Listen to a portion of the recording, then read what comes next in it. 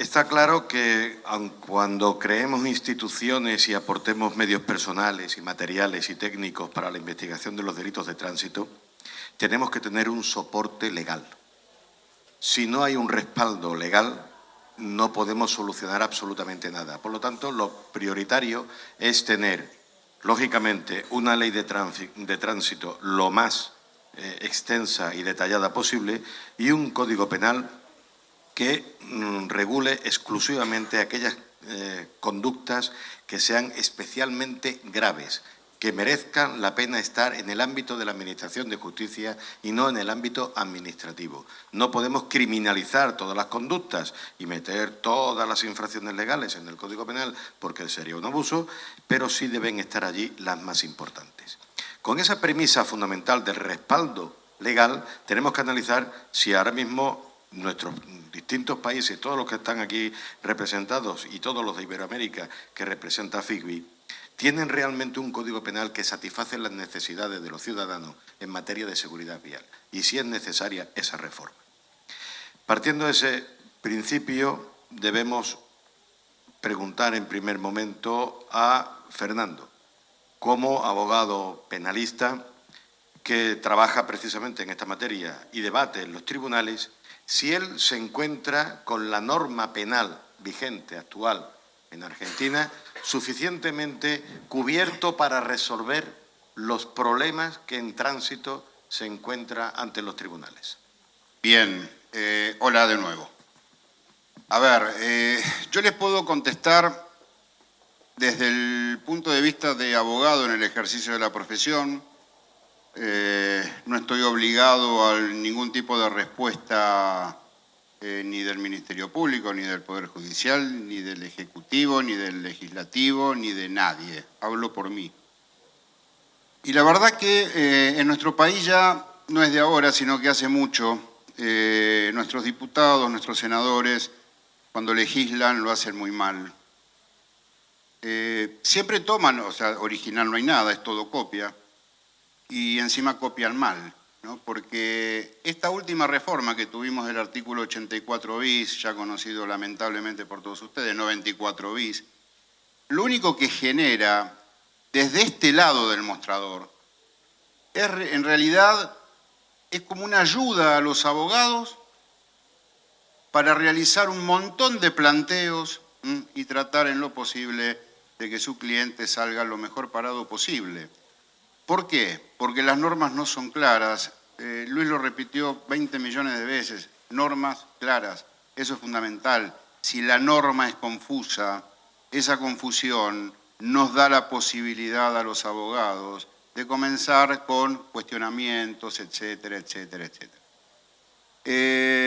Nuestro Código Penal, lamentablemente, la última reforma, diciembre del año 2017, a mi modo de ver, fue una reforma como diciéndoles a un montón de los que están acá sentados representando a miles de personas, señores, tomen, acá tienen la ley, no me molesten más, sí, por un tiempito déjennos tranquilos, acá tienen algo como para entretenerse un rato, el tiempo pasa, el próximo gobierno, el próximo Congreso, que se arregle y haga lo que quiera hacer. Esto obviamente está basado en que en una falta absoluta de política criminal, en que a nuestro Congreso Nacional no le interesa en lo más mínimo tratar de manera seria y como corresponde el tema de los siniestros viales, que por todas las estadísticas que escuchamos durante el día de hoy se lleva más muertes que los homicidios dolosos. Ahora sí, ante un homicidio doloso ya cuestión de inseguridad y hay que tratar el tema y aparece el Ministerio de Justicia de la Nación, etcétera, etcétera. Ahora el muerto en tránsito, no importa. Cuando triplica muchas veces la cantidad de fallecidos que tenemos en el país y a nivel mundial, la verdad que es lamentable los millones de seres humanos que pierden la vida. Por lo tanto, la necesidad de una reforma es imperiosa, no se queden con 84 bis y 94 bis, no se queden con eso. Es imperioso una reforma, hay un proyecto, hay uno, hay tantos, hubo tantos. Ahora hay un proyecto que ya ingresó por el Poder Ejecutivo a la Cámara de Senadores, está por pasar a la Cámara de Diputados, esta famosa Justicia 2020, donde se amplía un poquito más esto del homicidio culposo, esto de la lesión culposa.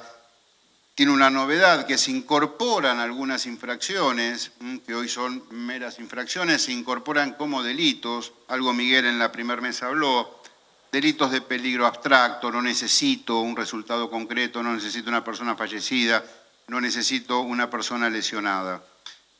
Ahora, a mi modo de ver, es muy escaso. Es muy escaso, no alcanza, no es suficiente, tampoco, como dice Luis, es agarrar todas las faltas o todas las contravenciones y todo eso pasarlo a la justicia penal, porque realmente no tiene sentido. Un mal estacionamiento es una falta y no la voy a llevar obviamente al Código Penal, porque la posibilidad que con un mal estacionamiento mate o lesione a alguien es prácticamente cero. Ahora sí, todas aquellas infracciones que potencialmente pueden llegar a causar una muerte o una lesión, que es particularmente lo que tenemos que tratar de lograr. Ahora, para todo eso, y muy bien lo tiene legislado España, Costa Rica lo tiene legislado, hay un montón de naciones con esta legislación y en ninguna de ellas una hecatombe ni el fin del mundo. Discusión parlamentaria y se sancionan este tipo de leyes precisamente por un tema de política criminal. Se puede hacer de manera perfecta y terminar de una vez por todas, lo dije en la primera mesa, y acá sí no estoy de acuerdo con Gonzalo con esto de el dolo eventual. A mí ya me tiene repodrido el dolo eventual, recontra podrido. Pero me tiene podrido desde un montón de enfoques, como abogado particular, en la facultad dando clases, leyendo el fallo de la Suprema Corte de una provincia, dice blanco, la Corte Suprema de la Nación dice negro. Porque ojo con todo lo que escuchamos, está todo muy lindo, pero arriba tenemos la Corte Suprema de Justicia de la Nación. ¿Ustedes se creen que la verdad me hubiera querido preguntarle a Gonzalo, se fue a buscar la maleta al hotel, si esos fallos de Mendoza están firmes o todavía están recurridos ante la Corte Suprema de Justicia de la Nación? Yo calculo no equivocarme que están recurridos ante la Corte Suprema de Justicia de la Nación y me gustaría saber qué dice. ¿Sabe por qué? Porque el tema de este 84 bis y 94 bis, lo que a mi modo de ver hace es precisamente coartar toda posibilidad de discutir un dolo eventual, porque yo ya tengo el agravante dentro de un homicidio culposo. Y en derecho penal tenemos que en ese sentido ser muy cuidadosos al momento de legislar. Si a mí el 84 bis me dice que si vos venís a más de 30 kilómetros de la velocidad permitida en el lugar del hecho, la pena es de 3 a 6, yo no puedo interpretarlo de otra manera. Antes, ahí podíamos discutir o al menos plantear la posibilidad de un dolo eventual, que a nivel nacional habrán sido contados con los dedos de una mano a nivel nacional, en años y años, donde quedaron sentencias firmes por homicidio simple por aplicación del dolo eventual. Tampoco me sirve que en 30 años tenga 4. Cuando estoy hablando de 7.000 y pico de muertes por año. No me sirve. Entonces, este tema de legislar conducta maliciosa, lo vieron todos, ¿no? Temeraria, conducta temeraria. Ahora, en ningún lado tengo definido qué es una conducta temeraria. Sigo en la misma, señores, los legisladores no saben legislar. Y como no saben legislar, lo que tienen que hacer todos ustedes, con el acompañamiento de un montón de nosotros que queremos colaborar en esto, es decirle, señores diputados, señores senadores, tomen, acá yo le traigo escrito el texto. Discútanlo parlamentariamente, pero el texto es este. Lo que en principio debería salir es esto, no lo que ustedes quieren que salgan. ¿Sí? Porque yo también he vivido en el Congreso de la Nación cuando me han dicho, ¿es esto o no es nada? ¿Y el fundamento cuál es? ¿Es esto o no es nada? Entonces, empecémosle a decir a ellos que primero están ahí por nosotros y segundo, que si no saben hacer lo que tienen que hacer, bueno, nosotros los vamos a ayudar. No vamos a entrar en una guerra, los vamos a ayudar, vamos a colaborar con ustedes. ¿Es necesaria la reforma? No les quepa duda. ¿Es necesario incorporar al código delitos de peligro abstracto, esas faltas graves que se producen en tránsito, que son las que muy factiblemente puedan llegar a tener un resultado, muerte o un resultado lesiones? Sí, hay que incorporarlas, porque de esa manera yo también termino con esta discusión, si es constitucional, si no es inconstitucional. ¿Saben dónde veo yo el problema? En un tema económico, en un tema pecuniario, en un tema de recaudación. ¿O por qué se creen que cuando sale el tema de la licencia única, un montón de localidades y al principio un montón de provincias de nuestro país dijeron no? Porque recaudaban menos. Ni más ni menos que porque recaudaban menos. Si antes ellos cobraban 100 pesos una licencia, a partir de ahí iban a cobrar 40, les iban a quedar a ellos 40, perdían 60 pesos. Bueno, importaba más un fin recaudatorio que un fin público, un bien público, tutelar algo público. Entonces, en el tema de las faltas, ojo, porque les puedo asegurar que nos vamos a encontrar con eso. Nos vamos a encontrar porque si yo coloco una falta grave, que hoy en día la puedo encontrar en la Ley Nacional de Tránsito y en cualquier ley de cualquier provincia, la saco de la esfera de la falta y la incorporo en la órbita del derecho penal, yo no puedo castigar dos veces lo mismo. O es un delito y dejó de ser una falta, por lo tanto no lo puedo perseguir como falta, sino que ya lo persigo como delito. Eso significa que me voy a quedar sin poder cobrar la posibilidad de esa falta. Bueno, luchemos contra eso, que eso no se dé, ¿sí? Porque también en todos estos delitos existe la pena de multa. Entonces no lo cobré allá, pero económicamente al imputado le va a salir por otro lado. Después que se peleen ellos, esa multa si va al Poder Nacional, al provincial, al municipal, a mí la verdad no me interesa dónde vaya. Sí, a mí lo que me interesa es que tengamos un código penal claro, concreto, preciso. Tampoco pelearnos si la pena máxima son 6 años, son 7 o son 10. No sirve, no sirve. El tema es que la pena sea efectiva. En la primera mesa se habló de cómo se trataba a la persona no imputada, sino ya condenada. ¿Para qué? Para que no repita esa conducta. Y les puedo asegurar que si esto existiera en el ámbito nacional, en todo el país, a lo largo y a lo ancho, tendríamos muchísima menos reincidencia. Y acá yo no me refiero directamente a delitos de tránsito, sino a cualquier tipo de delito.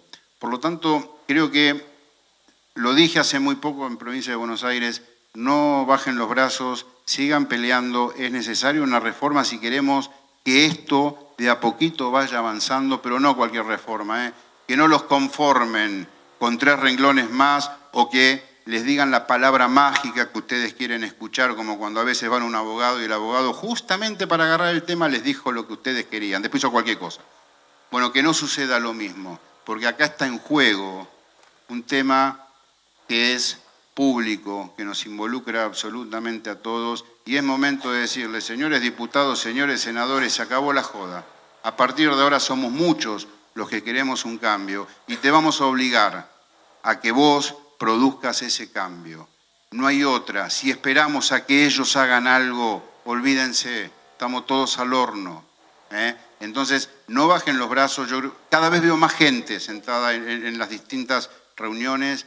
No bajen los brazos. Cuentan con el apoyo de muchísima gente que está para acompañarlos y para que esto de una vez por todas cambie.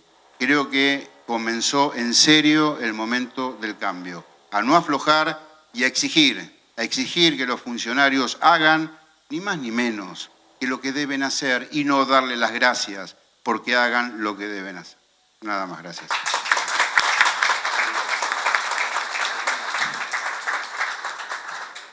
Jerónimo, desde el ámbito de las víctimas y de las asociaciones que le representan, ¿qué consideráis vosotros que debería incluirse en el Código Penal para una mayor seguridad del ciudadano? Bueno, antes que nada, gracias por invitarme a participar. Fue una sorpresa, ¿no? Fue una sorpresa porque antes de empezar a desarrollar lo que vos me preguntas, yo no soy una de esas víctimas, familiar de víctima, que soy fácil de llevar de la nariz, digamos. Me ha costado a veces algunas peleas internas con el grupo de familiares. Hace 23 años que estoy en esta pelea por la pérdida de un hijo y siempre dije que yo ya perdí, no tengo que negociar. Lo que tengo que hacer ahora es lo que peleamos la mayoría de nosotros, tratar de evitar que nuestras tragedias se sigan repitiendo. Yo soy contador, no tengo una formación jurídica, pero algún paso por tribunales me ha tocado, entonces alguna experiencia en materia penal, pero desde lo mío, me ha hecho un lector y un estudioso de la cosa. Y me ha tocado también, en suerte, ejercer la función pública durante 4 años en esta provincia, tratando de empezar a organizar el tránsito en la provincia. Entonces, un poco estuve de los dos lados del mostrador. Y entonces, hablar de este tema, lo hablaba con Mariana cuando me convocó, digo, mirá que yo tengo un enfoque bastante global de la cosa, que no es a veces enfocarse solo en una parte, como decías vos recién, en la lucha simple. Yo creo que tenemos una legislatura que se nos ríe en la cara habitualmente. Yo creo que tenemos funcionarios en los ejecutivos que no están capacitados para ejercer la función administrativa del tránsito que tenemos a nivel nacional y a nivel de las distintas provincias. Tuve la suerte de poder recorrer la provincia integrando el Consejo Federal en otros años. Y cuando me preguntaron qué pensaba, o cuando salió esta reforma hace un par de años del Código Penal, fui uno de los primeros que puse el grito en el cielo, porque es una reforma que no sirve. Nosotros, y yo lo pasé en carne propia, porque el viejo Código Penal, que teníamos, el procesal penal de nuestra provincia, que hoy se habló bastante del cambio, hoy podemos ser querellantes. En aquella época nosotros teníamos que integrarnos como actores civiles para poder participar. En el caso de mi hijo me tocó participar 7 años en un proceso escrito para conseguir una condena. Yo logré la condena efectiva, pero tuve que hacer la instrucción. Yo conseguí la persona que se profugó a través de testigo, conseguí llevárselo al juez, conseguí entregárselo en la mano. O sea, tuve que hacer la instrucción. Y si eso no es un elemento de tortura dentro del proceso judicial, no solamente para mí, sino para el tipo que lo mató a mi hijo, porque lo condenaron 7 años después y no era la misma persona que mató. O sea, si la justicia no llega en tiempo real, estamos condenando a un tipo que posiblemente haya cambiado su vida, para bien o para mal. Entonces es bueno que, como se decía hoy, y creo que lo decías vos, que los tiempos tienen que ser más cortos para que la justicia sea justicia. Pero con un código penal que es del año 1921, donde el tránsito era con carretas,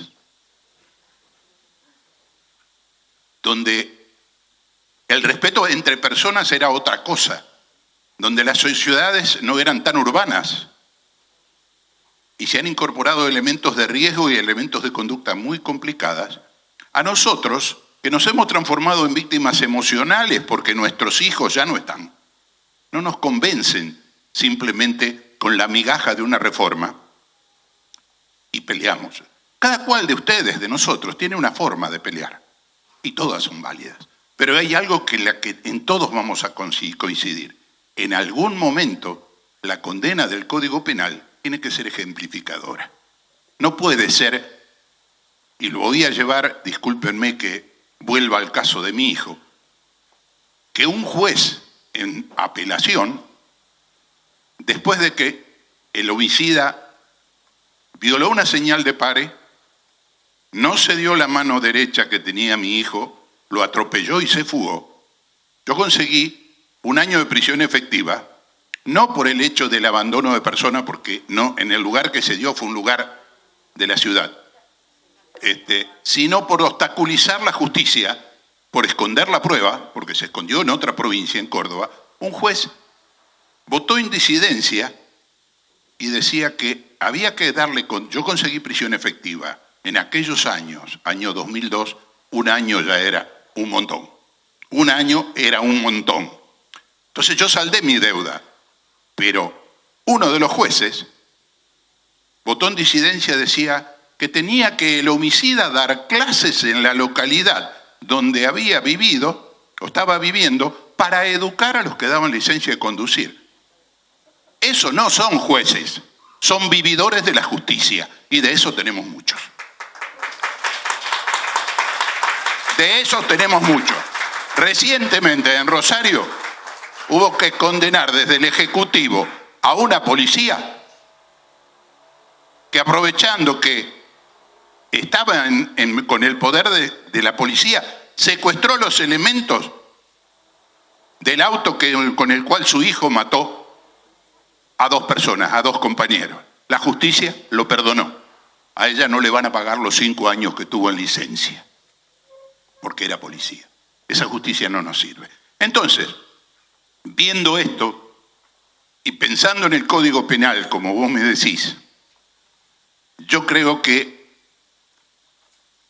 toda mi pelea la he planteado de que, como decía recién el doctor, no todo hay que meterlo dentro del Código Penal, pero sí hay determinadas faltas que son buenas a partir de la reforma de la ley que hace 8 años se hizo con la 26.363, que incorpora nuevos, tipifica las faltas graves en el artículo 77, que antes eran muy genéricas,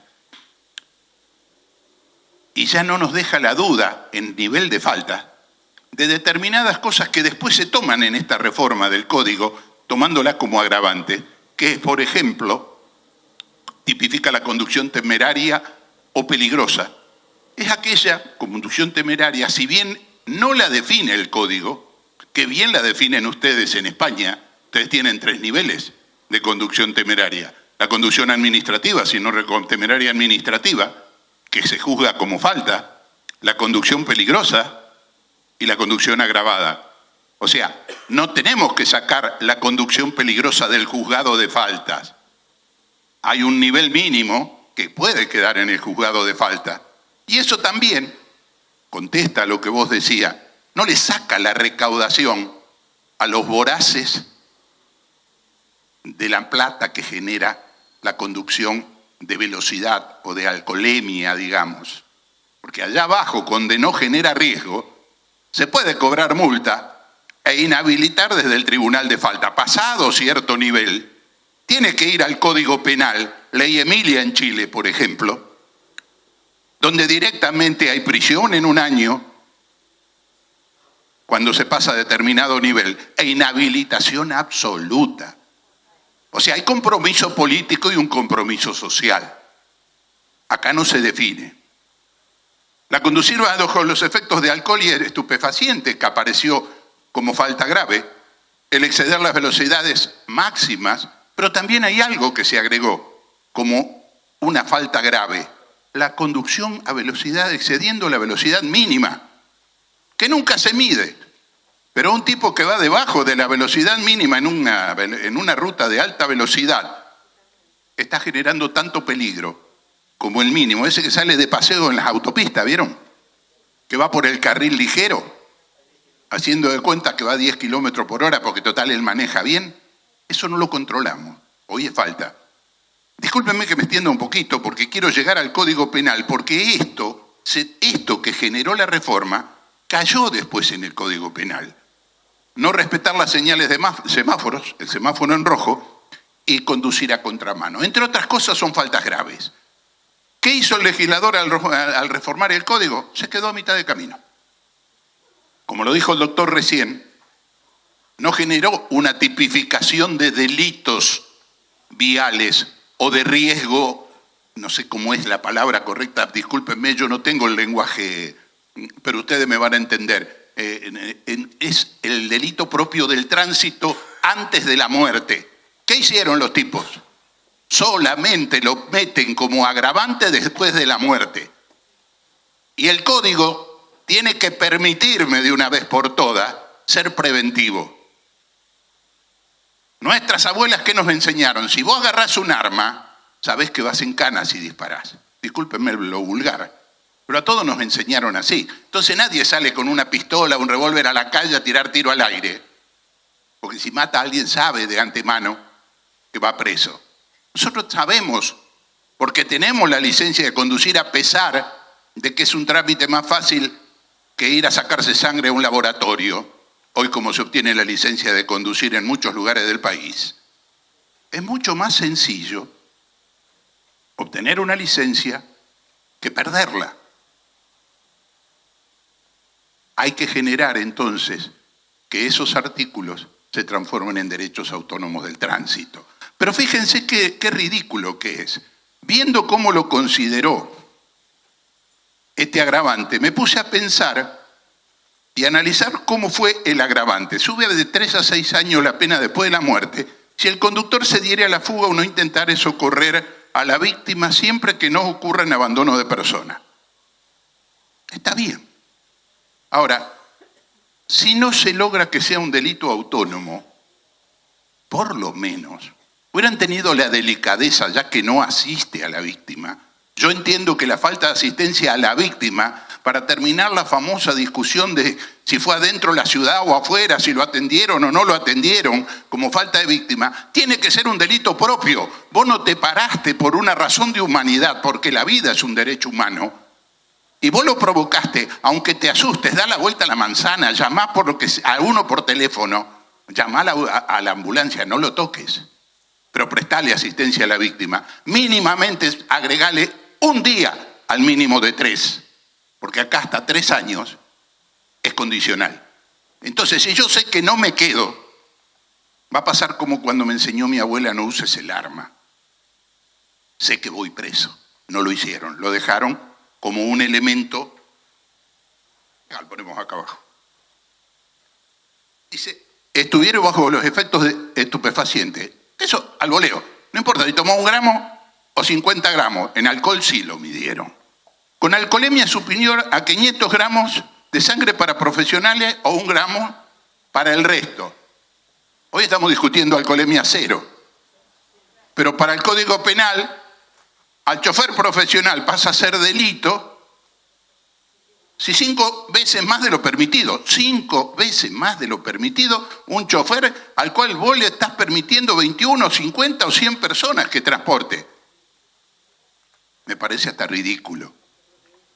Debemos apuntar, por lo menos, a aquello que fue la ley Emilia, o que es la ley Emilia.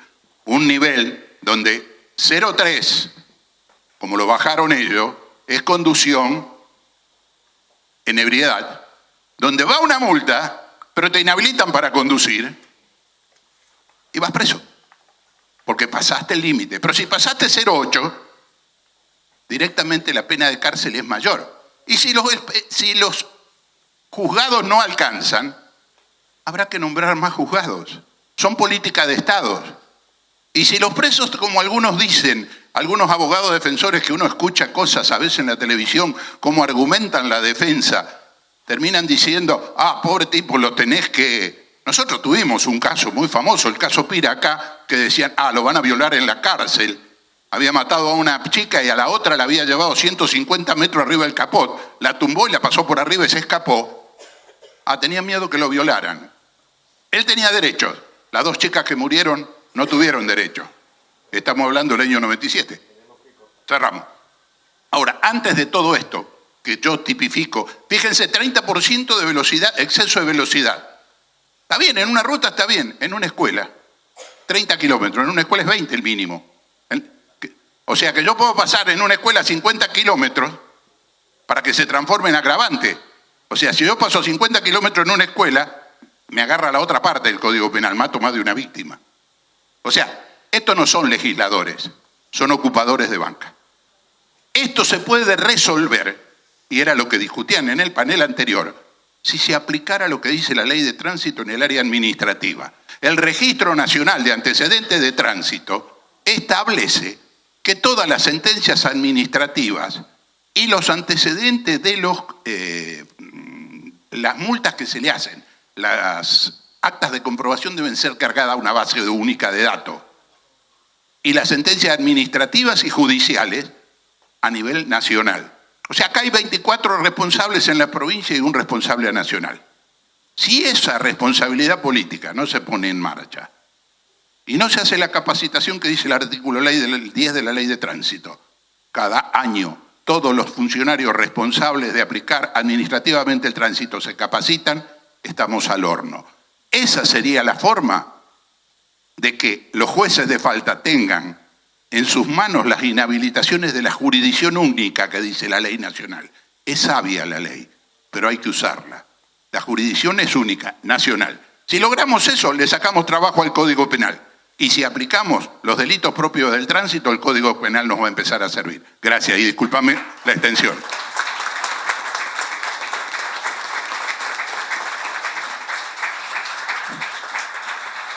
Bien, teniendo en cuenta que en el Código Penal lo que se regulan son conductas o resultados, en su caso, por lo tanto, la parte negativa,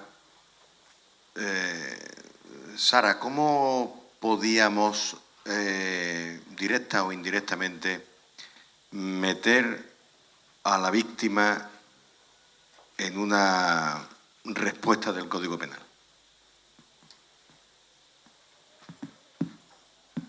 Buenas tardes a todos y todas. Un agradecimiento especial a la organización por haberme invitado a esta actividad. Realmente estos espacios son sumamente enriquecedores, no solo por la relación que se tiene con las asociaciones de víctimas, sino por las personas que asisten. Eso es lo que hace más enriquecedor que hoy todos estemos aquí, podamos compartir muchos criterios. Yo soy la fiscal adjunta de la Oficina de Atención y Protección a Víctimas del Ministerio Público de Costa Rica. Un nombre extraño, que haya una fiscal en esta oficina. Antes de ser fiscal en esta oficina, soy fiscal de fraudes, de homicidios, de delitos mixtos. He hecho una carrera como fiscal, ahora estoy a cargo de esta oficina que tiene 170 personas. Voy a contextualizar un poco sobre mi quehacer para poder contestar la pregunta del doctor. Bueno, todo marco normativo de un país tiene que ser garante de los derechos de todos los habitantes, garantes de los derechos sobre todo de las personas víctimas. El ordenamiento jurídico no puede ser rígido, tiene que evolucionar. ¿Eso evoluciona cómo? Bueno, las demandas sociales, las necesidades de las personas. Eso es lo que hace que cambie el ordenamiento jurídico y que el día de hoy estemos cuestionándonos si es una falta, es un delito, qué se va a incluir en el Código Penal. Eso es lo que nos tiene aquí. Esta es una oportunidad de oro para ustedes. No siempre hay posibilidades de hacer reformas en un Código Penal o en un Código Penal o en la Constitución, como lo mencionaba Gaby. Es de oro porque no va a haber, no solo porque no va a haber muchas, sino porque en este momento ustedes como profesionales en derecho, como operadores de justicia, pero sobre todo como víctimas, como familiares de víctimas, tienen que tener voz. ¿Cómo nosotros articulamos lo que me preguntabas, las víctimas dentro del Código Penal? Bueno, por supuesto que nosotros reconocemos desde el Ministerio Público, y no está Gonzalo, pero no estoy de acuerdo con algo que dijo Gonzalo, que se refiere a que el fiscal es el que está ahí siempre con la víctima. Bueno, el fiscal, como lo decía don Luis, tiene que estar a cargo de la investigación, tiene que estar pendiente de lo que está pasando dentro de ese proceso penal, porque las víctimas no son abogadas, la mayoría no conocen sus derechos.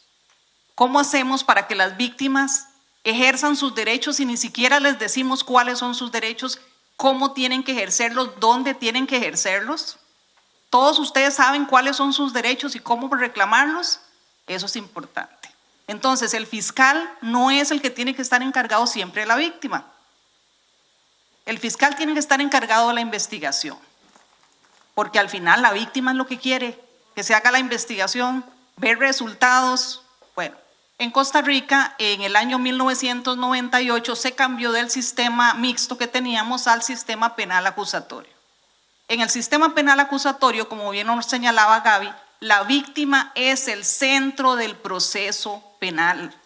No hay discusión, es la víctima. Todos los operadores de justicia tenemos que abocarnos hacia la víctima, sus derechos y sus necesidades. A partir de ahí se creó una oficina de orientación a víctimas, que después se convirtió en una oficina de información a víctimas, eso como por el año 2000. En el año 2009 se hace una reforma al Código Penal y Código Procesal Penal, que es lo que da la normativa jurídica para que hoy en día haya una oficina con competencia nacional que atiende a todas las víctimas de delito. Por supuesto, tenemos incluidas a las víctimas de siniestros de tránsito. ¿Cuál es la atención que se le brinda? Bueno, nosotros tenemos la psicología, el trabajo social, el área legal. ¿Por qué el área legal? Me dicen, si hay un fiscal. Bueno, nosotros tenemos un deber de objetividad, entiendo que aquí también. ¿Cómo le explica usted a la víctima que va y ha esperado durante todo el proceso 3 y 4 años cuando usted va a pedir una absolutoria? Como lo decía Fernando, él tiene esa libertad, él es litigante. El fiscal muchas veces tiene ese deber de objetividad, de recabar toda la prueba, y si al final tiene que ir a pedir una absolutoria, va y pide una absolutoria. Bueno, en el caso nuestro, la víctima no lo acepta. No lo acepta porque su dolor es su dolor. La persona víctima no amanece un día diciendo, hoy quiero ser víctima, hoy quiero perder un ser querido. ¿Quién amanece con esa idea? Nadie amanece con esa idea. Nadie sabe que le va a cambiar la vida de un día para otro. Nadie. Y aunque sean todas víctimas de siniestros viales, son diferentes. Cada una de ustedes es diferente. Cada una de ustedes tiene necesidades diferentes. Y tienen que ser tratadas y atendidas diferentes. Y eso no solo durante el proceso penal. Antes de que interpongan la denuncia, en el proceso penal y cuando finaliza el proceso penal. Porque no puede ser un sistema utilitario, que lo utilicé como testigo y después del juicio, ¿qué? ¿Qué pasa con esa víctima? O, vamos a ver, mientras transcurre el proceso penal, ¿quién atiende a la víctima? ¿Quién se hace cargo de todas esas necesidades? Y muchas veces ustedes mismos lo saben, la mala noticia no es tanto esa pérdida, a veces quedó ahí. O sea, cuando hablamos de víctimas de siniestros, hablamos de las personas heridas también. O la persona no fallece en el momento, pero pasa meses con un desenlace, fallecimiento.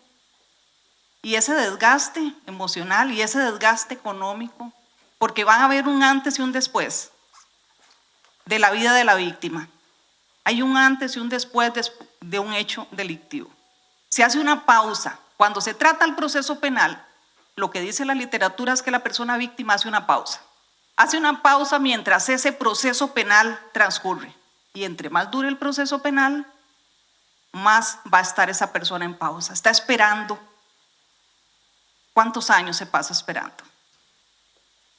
¿Cómo le explican ustedes al resto del mundo, al resto de su familia, que no podemos seguir, que no pueden seguir porque están en pausa? Bueno, hay una dimensión social del delito que normalmente los fiscales no comprendemos, porque estamos formados en leyes.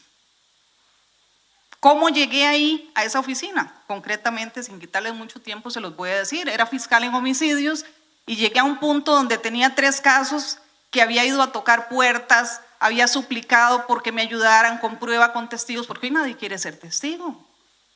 Hay riesgos de ser testigo, nadie quiere ser testigo. Había ido a suplicar, tocar puertas con la policía. Yo puse los 3 casos y el sentimiento de impotencia, el sentimiento de frustración.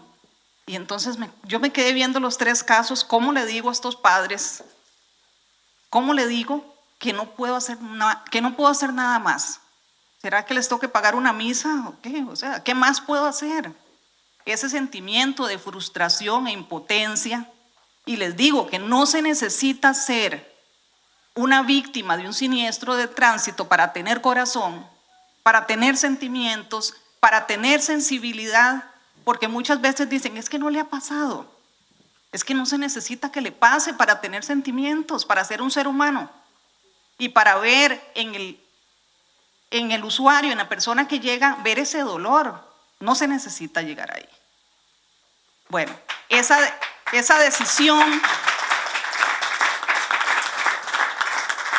gracias, ese sentimiento hizo que en el momento que se abrió la Oficina de Atención y Protección a la Víctima, alguien me ofreciera moverme para allá, y claro, yo me voy, no solo por aprender algo nuevo, sino porque encontré una manera de ir más allá, una manera de ayudar diferente a las personas que lo necesitaban.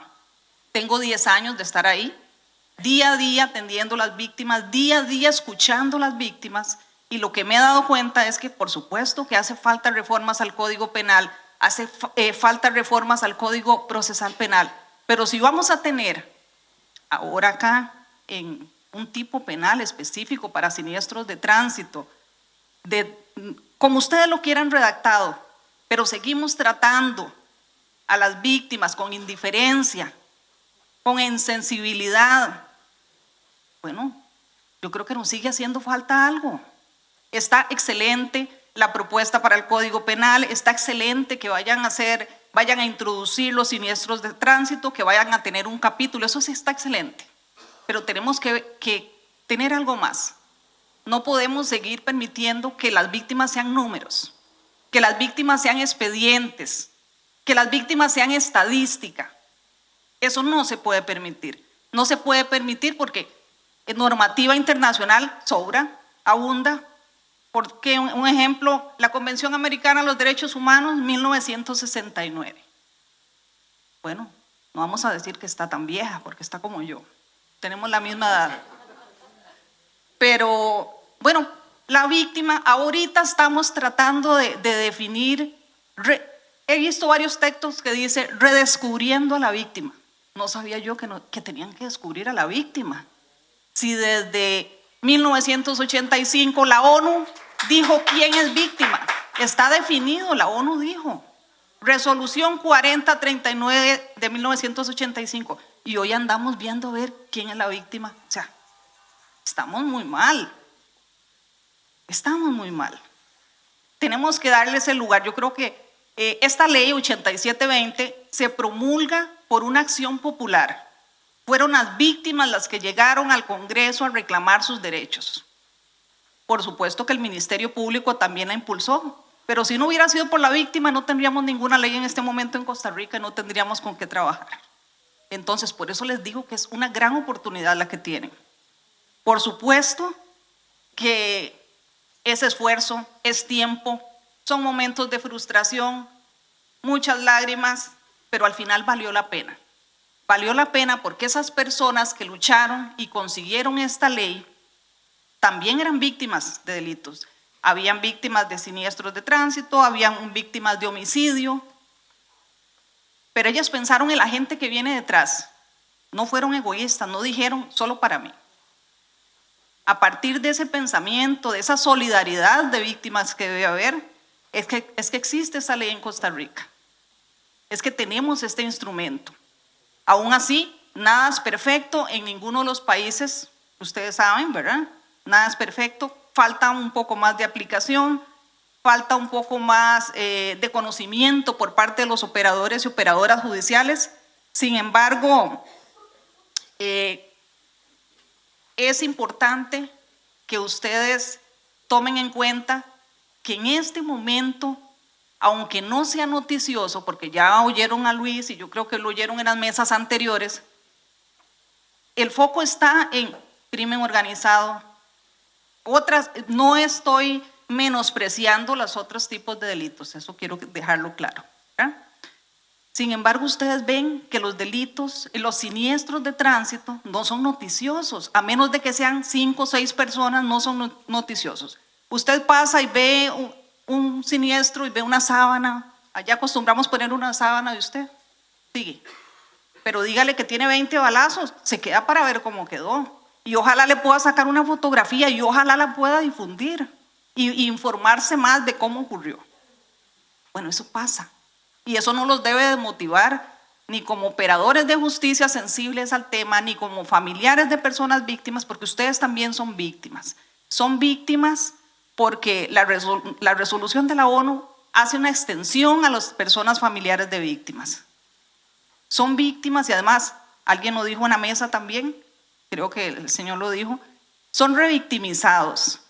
Primero la victimización por el hecho que ocurre, después la revictimización secundaria, que eso se determina y se produce en el momento que ustedes entran en contacto con el sistema judicial.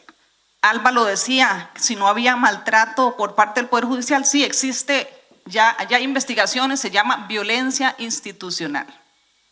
Ya hay escrito, ya hay literatura sobre el tema, se llama violencia institucional porque es el poder que ejercen los operadores de justicia, ya sea de manera, puede ser emocional, puede ser psicológica, contra todas las personas que llegan a reclamar sus derechos. Y yo creo que el norte de toda persona que está en una oficina tiene que ser el servicio. Yo les pregunto a las personas que trabajan conmigo, ¿usted sabe qué es un funcionario público? Bueno, el que trabaja en una institución pública, bueno, no.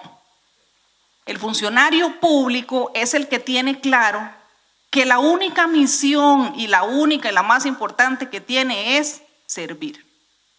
Eso es todo. Si usted no puede servir, búsquese una oficina, ábrase un consultorio, póngase un bufete. Aquí no puede estar. ¿Y por qué yo tengo que atender a esa persona que cada rato molesta? Porque usted es un funcionario público, porque esa persona tiene derechos, porque las víctimas tienen derechos. Ya para ir concluyendo y no abusarme del tiempo que estoy viendo el letrero, el año pasado estuve en otra actividad y yo llegaba a hablarles de un texto, que es un texto de la Cumbre Judicial Iberoamericana, que se produjo con los presidentes de cortes de todos los países de Iberoamérica, que es la Carta Iberoamericana de Derechos de las Víctimas. Mucha gente se sorprendió. Es un texto corto de 13 artículos que tiene y contiene muchos derechos para las personas víctimas. Bueno, es del año 2012, se firmó en Buenos Aires y mucha gente no la conocía. Yo me fui extrañada. La verdad que me fui extrañada y me gustaría que se tomen un tiempo para que la lean, para que vean qué derechos tienen ustedes, para que puedan ejercer esos derechos. Y por supuesto, la labor que han venido haciendo las asociaciones de víctimas es fundamental y es muestra de que la institucionalidad no hace lo que tiene que hacer. Los funcionarios públicos no estamos haciendo lo que tenemos que hacer, no estamos atendiendo sus necesidades, no estamos cumpliendo con nuestra labor y por eso es que surgen estas ONGs. Yo les reitero la importancia de este momento histórico para las asociaciones de víctimas y sobre todo para el caso de los siniestros viales. Las personas que no son víctimas ni son familiares de víctimas que hoy están aquí, lo que yo les digo es reflexionemos. Estas asociaciones merecen todo el reconocimiento y el apoyo que podamos darles, porque las víctimas no son delitos individuales, son delitos colectivos, como bien se decía en la mesa de la mañana, y hoy son ellos, mañana no sabemos.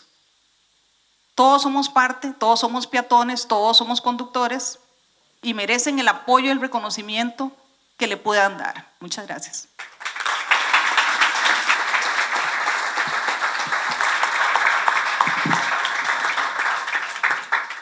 Gracias, Sara. Antes de comenzar con las preguntas, porque tenemos tiempo, afortunadamente se han portado estupendamente mis compañeros,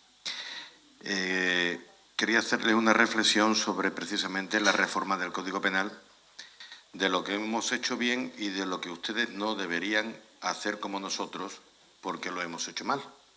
Tampoco somos perfectos. A principios de año se produjo una reforma de nuestro Código Penal en materia de homicidios imprudentes, lesiones imprudentes y delito de fuga. Delito de fuga que no existía en nuestro código hasta este momento, sino que venía a través del llamado delito de omisión del deber de socorro. O sea que es el mismo que tenéis vosotros y con los mismos problemas interpretativos que tenéis vosotros. Pero hemos dejado ese artículo, que es el 195, y hemos creado uno nuevo específico de tránsito de fuga. Y se castiga específicamente separado del delito de omisión del deber de socorro. En esa idea de crear un capítulo especial para un delito o una delincuencia especial, igual que lo existe el delito contra el patrimonio o contra la libertad sexual o contra los derechos informáticos, pues tiene que haber un capítulo en el Código que recoja toda la materia de tránsito, porque eso es lo coherente. Y entonces se ha trasladado ahí. Aprovechando esa reforma, se ha reformado, como digo, el artículo 142 y 152, hablando del homicidio imprudente y de las lesiones imprudentes. Y nosotros tenemos una redacción diabólica de esos tipos penales que da lugar, como bien decía Fernando, a múltiples interpretaciones y es campo abonado para que los abogados, depende de que vayan de acusación o de defensa, pues tengan argumentos de todo tipo para sacar a su cliente adelante, que esa es la función del abogado. Y entonces nosotros distinguimos entre la imprudencia grave, la menos grave y la leve, pero no decimos que es la imprudencia. Claro, entonces, ¿cuál es el problema? El problema, no decíamos qué es la imprudencia. El problema es que es una interpretación absolutamente subjetiva y abierta que cada juez interpretaba de una forma distinta. Hemos corregido parte de ese error. Digo parte porque seguimos con esa clasificación tripartita muy difícil, porque hablando de imprudencia estamos hablando de elementos subjetivos y eso es muy complicado. Pero bien, hemos corregido parte. ¿Por qué? Porque cuando hablamos de imprudencia grave, ahora de alguna manera se ha objetivado el tipo y se le dice en el propio artículo 142 al juez: mire usted, la imprudencia es grave si se produce el resultado de muerte y el individuo iba con una tasa de alcohol tal o con una velocidad tal. ¿Estamos? O sea, ya eso no es objeto de interpretación por parte del juez, si influyó o no influyó, dejó de influir o hasta qué punto influyó. No, mire usted, ¿ha dado positivo? Es grave. A partir de ahí aplique usted lo que tenga que aplicar, pero es grave. Ya no me lo puede usted calificar de otra manera. Esa es la parte positiva de la reforma. ¿Cuál es la parte negativa de la reforma? Que sigue siendo una interpretación muy compleja, lo que es imprudencia grave, lo que es menos grave y lo que es leve, sobre todo cuando además, para definir la menos grave, dice que se produce cuando hay infracción grave de las normas de cuidado. Es decir, que esto es un poco como leer chino al revés, igual de fácil. La imprudencia menos grave cuando hay una infracción grave de las normas de cuidado. Muy bien, el abogado sonríe porque está contento, ya sabe las que va a ganar. Claro. Entonces, la referencia, está bien la referencia, porque cuando habla de normas de cuidado debería utilizar una terminología que entiendan todos los ciudadanos. Las leyes no están hechas para jueces, fiscales y abogados, están hechas para todos los ciudadanos. Y por lo tanto tienen que tener un lenguaje técnico-jurídico, pero accesible a todo el mundo.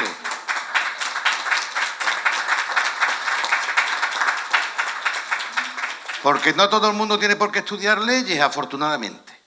Y entonces que cualquier ciudadano, cuando coge el código, cuando coge la Gaceta, en lo que se publica, y se lee, mira, ha salido un código nuevo, y va y se lo lee, lo tiene que entender sin necesidad de que sea jurista. ¿Vale?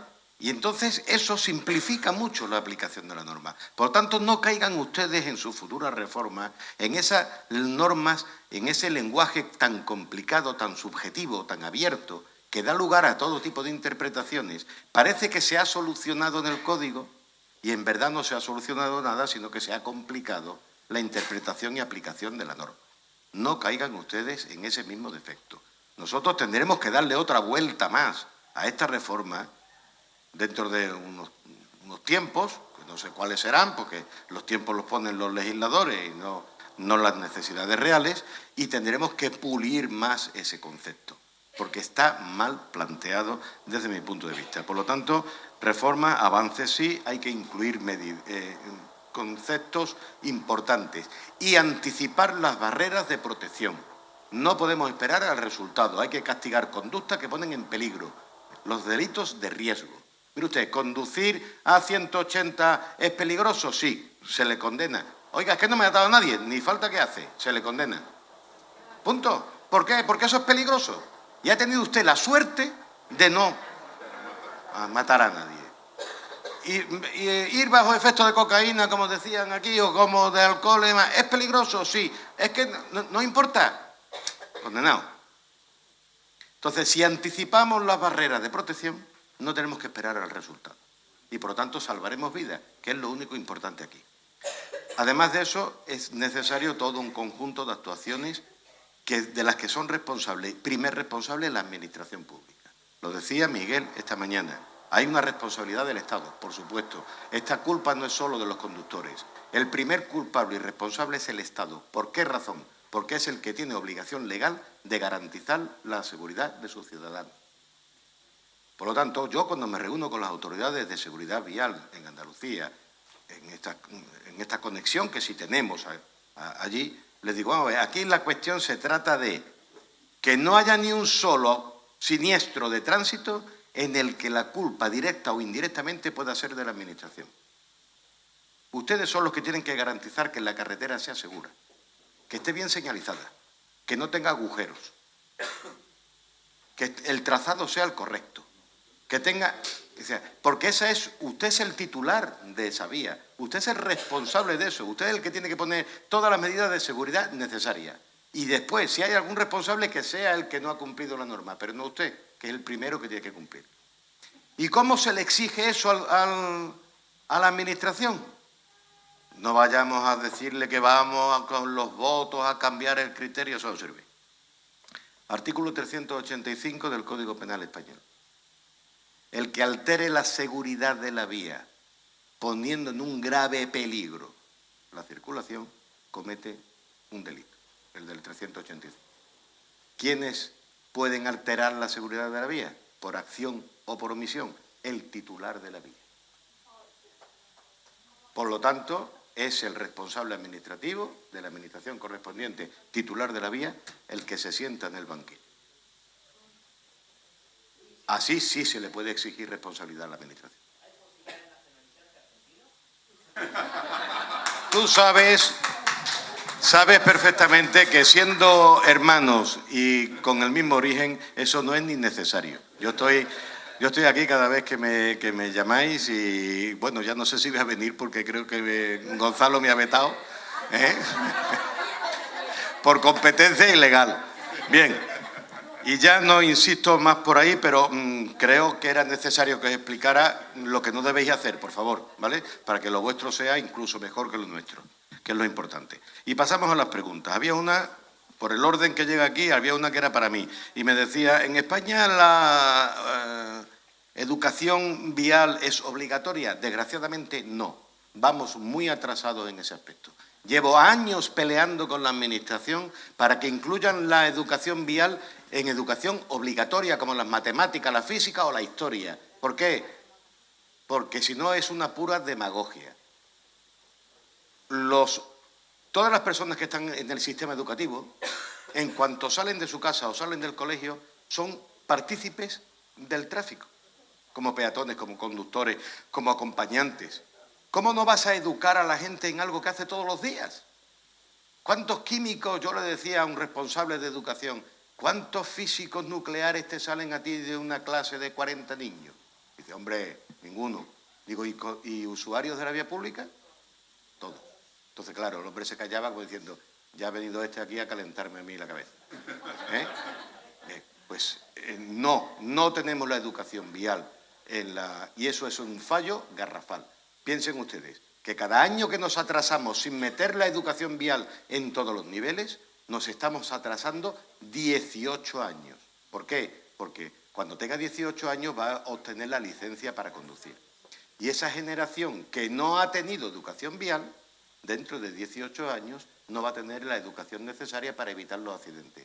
Por tanto, cada atraso de un año son 18 años de atraso en tener una sociedad educada. Así que, por favor, reclamen por ahí. Hola. Quería contarles algo respecto a la educación vial. Santa Fe es pionera de la educación vial obligatoria. Hace del año 1992 antes que salga la 24449, que es del 95, que tenemos la ley de educación vial obligatoria en la provincia de Santa Fe. Y estamos en el 2019 y no la implementamos. Entonces ahí está lo que vos decías recién de la responsabilidad de los funcionarios, ¿no? Pasaron ministros por gobernadores, gobernadores, y damos cursitos. Seguimos con otra pregunta, para Fernando en este caso. Primero te felicitan por ser tan sincero y te preguntan si consideras que la educación vial tenía que estar como obligatoria conforme a la ley 24449. Bueno, primero, gracias por las felicitaciones. Creo que no habría que felicitar por ser sincero. Deberíamos ser todos sinceros. Tema de educación vial. A ver, sin lugar a dudas que... Es más, vamos a salir un poco del tema de homicidios culposos, lesiones culposas, vamos a distendernos un poco. La educación es el pilar de cualquier sociedad. Sin educación, lamentablemente, no tiene sentido hablar de absolutamente nada más. La educación vial es el pilar, precisamente, de que muchísimas personas el día de mañana no cometan conductas que pueden terminar con la vida de una persona. Eso sí sale dinero. Yo la tengo con el tema del dinero. Eso sí sale dinero. Implementar eso sí sale dinero. Y como seguimos... No, yo me corro porque yo no sigo. Como los legisladores o muchos de los responsables en esta cuestión siguen sosteniendo que son delitos menores, son delitos que a cualquiera le puede pasar, que no nos enrosquemos tanto con esto, que hay cosas más importantes, cuando quedó demostrado en el día de hoy de que precisamente estos delitos se llevan más muertes que los homicidios dolosos. No se le da ninguna importancia. Yo no sé, o sea, Luis, la verdad que el respeto por vos es absoluto y yo sé que vos hablás de que se imponga como una materia como historia, matemática, lo estás hablando en un contexto de España donde nos sacan años luz. Yo no pido que sea como matemática e historia, pero que por lo menos empecemos con algo y que sea una temática a tratar en la escuela primaria, en la escuela secundaria. ¿Y saben qué es lo más lamentable de todo esto? Que hay un montón de ONGs que lo hacen a puro pulmón, que van a las escuelas, que piden permiso, que consiguen absolutamente todas las herramientas que necesitan para ir, los conitos y las curvitas y los autitos, y van y dan charlas en todas aquellas escuelas, obviamente, donde les abran la puerta. Donde les cierran la puerta no pueden hacer absolutamente nada. Y esto muchas veces apoyados por los municipios. ¿Y saben qué?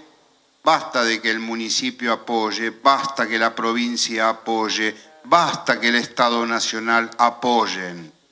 Que el Estado Nacional, provincial y municipal hagan directamente lo que están haciendo ustedes. Obviamente que para cualquier Estado es mucho más fácil. No, si lo están haciendo ellos. Lo están haciendo, lo hacen contentos, lo hacen con ganas, juegan con los chicos, les enseñan. Y yo no lo hago. No lo hago, no pierdo dinero, no invierto recursos humanos. Estamos tan lejos, Luis, de lo de ustedes. Estamos lamentablemente tan lejos. Pero sí que la ley se crea para ser cumplida. Caso contrario, no la creemos. Ahora, si ya tenemos la ley, porque la ley existe, listo, señores, se acabó y hay que comenzar con la ejecución de la ley. Pero no nos olvidemos de algo. Detrás de la sanción de cada ley hay un tema económico. No basta con la sanción de la ley, punto. ¿Sí? Hay que respaldarla económicamente y eso es inversión de dinero. Y el gran problema es que esta ley nacional a la cual vos te referís, que no lo confunda con la palabra nacional.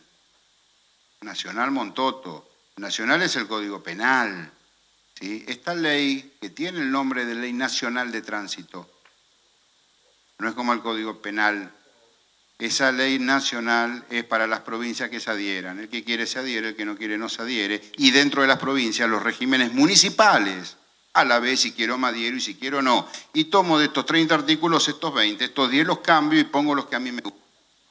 Es la gran diferencia que tenemos, obviamente, con ustedes. Vos hablás siempre de un criterio único. En este país, lamentablemente, va a ser muy difícil conseguir ese criterio único, salvo que esto pase a ser una política de Estado, más allá de la bandera política, y que todos los procuradores de todas las provincias, todas las cortes de todas las provincias, todos los gobernadores, conjuntamente con el Estado Nacional, digan, señores, respecto de esta temática, listo, la bajada de línea es esta. Entonces, que si el hecho sucede en Formosa, en Santa Cruz, en Cava, en Mendoza o en Misiones, que se juzgue a esa persona de la misma manera, porque si no también, ¿sabes qué? Hacemos diferenciación de víctimas de acuerdo al lugar del hecho, y eso es seguir sin tener el respeto a las víctimas o a los familiares de las víctimas.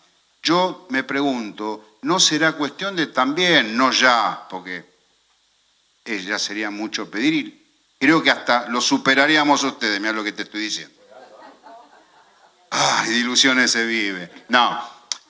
¿Por qué no tenemos un código procesal nacional y nos dejamos de jorobar un poquito también con esto de la delegación a las provincias, la Constitución, porque la Constitución es muy vieja, la Constitución, alguien habló acá de que esto viene de 1810, unitario federal, y que patatín y que patatán. ¿Y por qué no bajamos toda esa normativa tan linda al leerlo cuando la estudiamos en el colegio a la vida real? Porque esta unificación de criterios, si en definitiva no empezamos a abogar por decir, señores, ¿por qué me voy a quedar con un código procesal? Y no podemos legislar procesalmente a nivel nacional. ¿Qué tenemos que esconder? ¿Alguien pierde poder? Sin lugar a dudas, sin lugar a dudas. ¿Alguien pierde el manejo de determinados fondos dentro de una estructura judicial? Sin lugar a dudas. Bueno, tenemos dos parámetros. O priorizamos la vía pública, la vida, la integridad física, psíquica, etcétera, etcétera, o priorizamos un tema económico. De acuerdo al lugar donde nos paremos, ¿vamos a salir adelante o lamentablemente no? El tema de la educación es el pilar de cualquier sociedad, en cualquier país del mundo, pero no solo la vial. La educación en general. Dentro tenemos la educación vial. En nuestro país particularmente, en general la educación está con papeles flojos.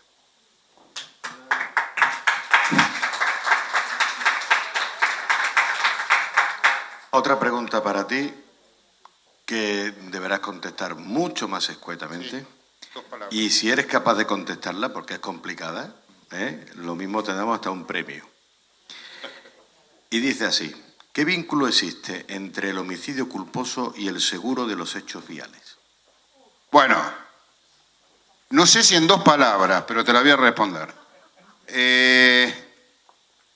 Las compañías de seguro, está todo tan mal. Nos vamos de lo penal, obviamente, ¿no? Las compañías de seguro, obviamente, son compañías con fines de lucro, ¿sí? Lo que ellos quieren es obtener una ganancia de acuerdo a una póliza que pagan las personas y blablín, blablero. Ahora, ustedes fíjense hasta dónde llegan todos los negocios, ¿no? Porque a la compañía de seguros lo que le conviene desde el punto de vista económico no es que el delito quede en la esfera de un culposo, sino que le conviene toda la vida que se vaya un homicidio simple por dolo eventual. Culpa grave de la víctima, no pago una moneda. Bien, ojo, ojo. Si hay una ley que nos dice que hay un seguro de responsabilidad civil, no estoy hablando del seguro contra terceros, responsabilidad civil, obligatorio, nadie puede circular por la República Argentina si no tiene un seguro de responsabilidad civil. ¿Está? Yo me pregunto, ¿qué tan grande es ese negocio que la compañía está de alguna manera evadiendo una ley. ¿Por qué? Culpa grave del asegurado, no pago. Yo pregunto, ¿la víctima o el familiar de víctima, aparte del tema penal, qué hacemos con lo que le corresponde por ley? Y no se enojen por esto, ¿eh? Porque el reclamo de daños y perjuicios les corresponde. Aquellos que no lo quieren hacer no lo hacen, pero les corresponde. ¿Sí?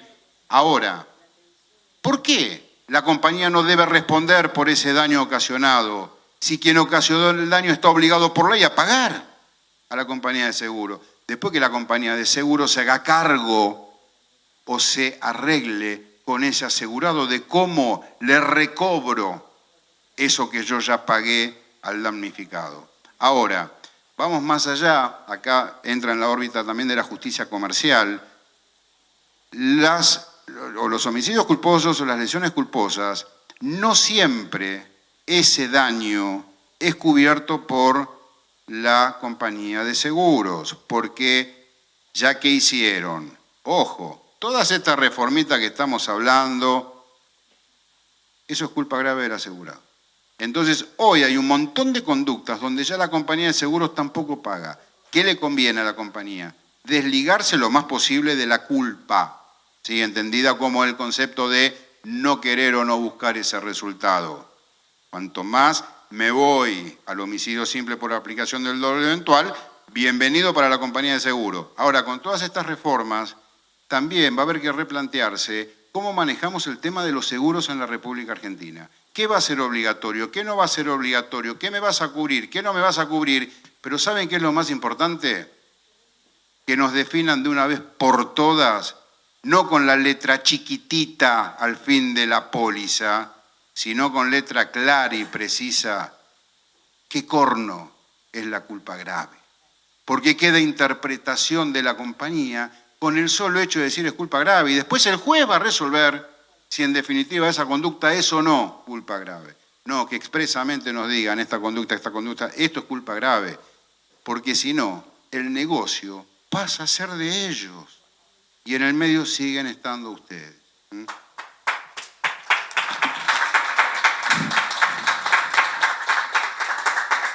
Bueno, uno menos.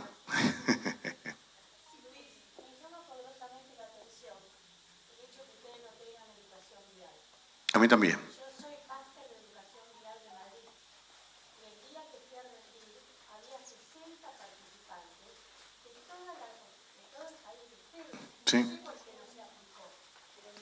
Yo tampoco lo sé. Pues Es una decisión de Estado. sí, bueno, vamos a ver. Nosotros en materia de educación tenemos un problema muy grave desde el año 78, que es nuestra etapa constitucional y democrática última. ¿Qué es lo que ocurre?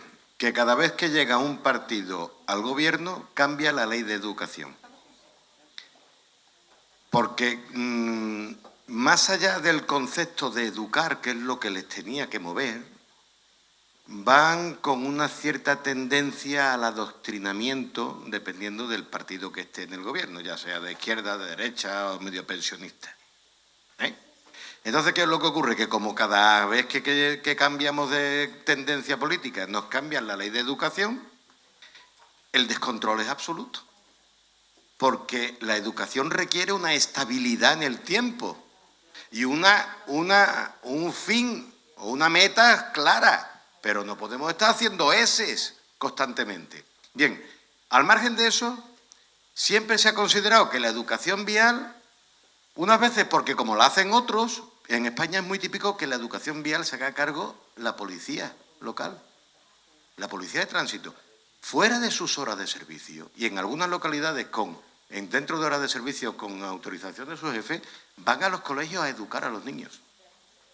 Además de ONG y asociaciones y tal y cual. Como ese ámbito está, digamos, entre comillas, cubierto, no lo regulan. Pero ¿qué es lo que ocurre? Que hay centros escolares en una misma ciudad que tienen educación vial y otros que no. ¿Por qué? Pues porque al profesor no le da tiempo, no le gusta la materia o no quiere que venga un individuo extraño a su clase a hablarle a los niños de no sé qué. Y quieren cubrir el expediente cogiendo a los niños y los llevan un día al parque móvil municipal, donde uno hace de conductor, el otro de guardia, el otro, esto es un semáforo, esto es una señal y tal. Esto es como coger a los niños, llevarlos al Museo de Bellas Artes y pretender que a la salida tengas 40 Velázquez. Claro, es imposible. Si tú coges a los niños, los llevas a un parque, se lo pasan estupendamente ese día, pero no están educados en seguridad vial. Eso es una cosa permanente a lo largo del tiempo y gradual según su edad. De tal manera que no se le explica lo mismo a un niño que son los colores del semáforo que a un joven de 15 años. Entonces, ese defecto es fundamental y nosotros eso no lo tenemos resuelto.